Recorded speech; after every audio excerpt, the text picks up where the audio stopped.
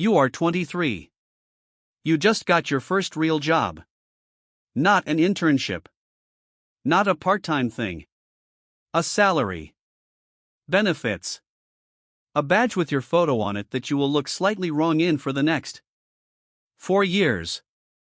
$41,000 a year. Your parents take you to dinner.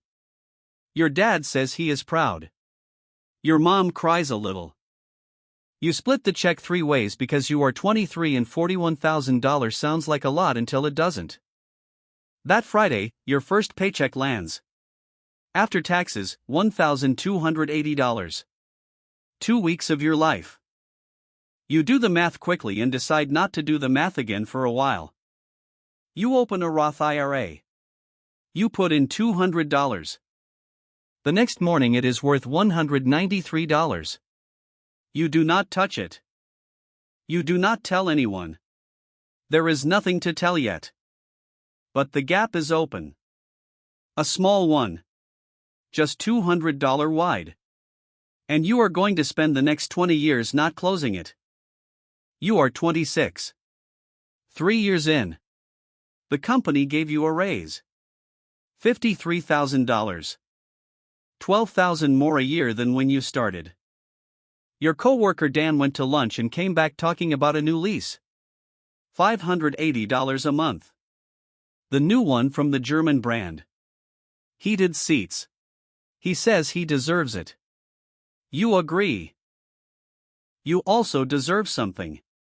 You move to a slightly nicer apartment. $150 more a month. You buy a better mattress. You eat out once a week instead of twice a month. You are not a monk. But the rest of the raise, the other $650 a month, goes into the same index fund you started at 23.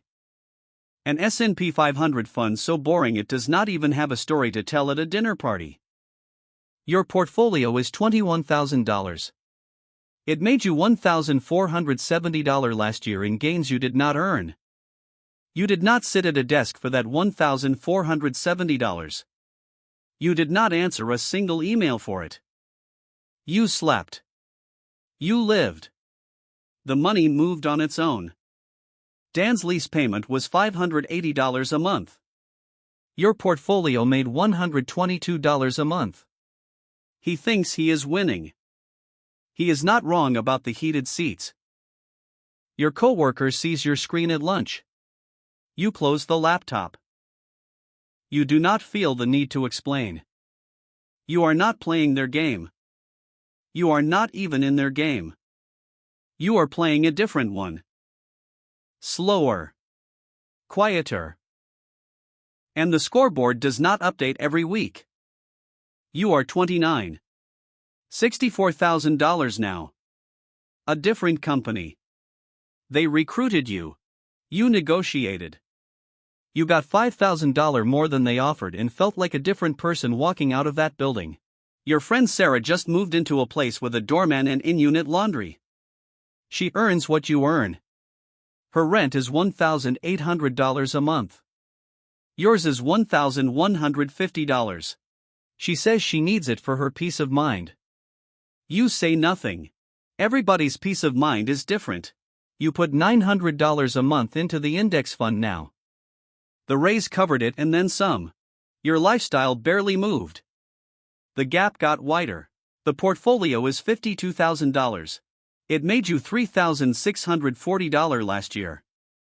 $303 a month appearing in an account you check the way you check the weather.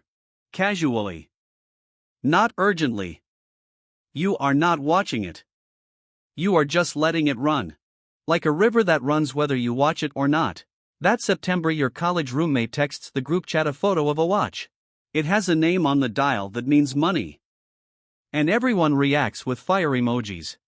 You send a thumbs up. You put the phone face down on the table and finish your dinner. You are not playing their game. You are playing a different one. Slower. Quieter. And the scoreboard does not update every week. You are not in a hurry. You have never been in less of a hurry in your life. Something happened at 31 that you still think about. The company had a bad quarter. Layoffs came on a Wednesday. You watched people carry boxes out through the lobby. You knew 3 of them. You were not one of them. But for 1 week you wondered if you might be next. That night you checked the account. $96,000. If you lost the job tomorrow, you could live for 2 years without selling a share. Not comfortably. But you would not have to take anything. Not a bad offer. Not a role you hated. Not a boss you respected less than a crosswalk signal. You had time. The layoffs did not reach you. But something shifted. The account was not just a number anymore. It was a cushion. Distance between you and desperation. That distance has a name. Most people never build enough of it to feel it. At 33 you earn $72,000. The portfolio is $118,000. It made you $8,260 last year. Your rent for 8 months. Covered. By money you never saw. Never touched. Never traded a Tuesday morning for. You tell nobody. You just keep going. Same as you always have. The machine keeps running. $88,000 salary.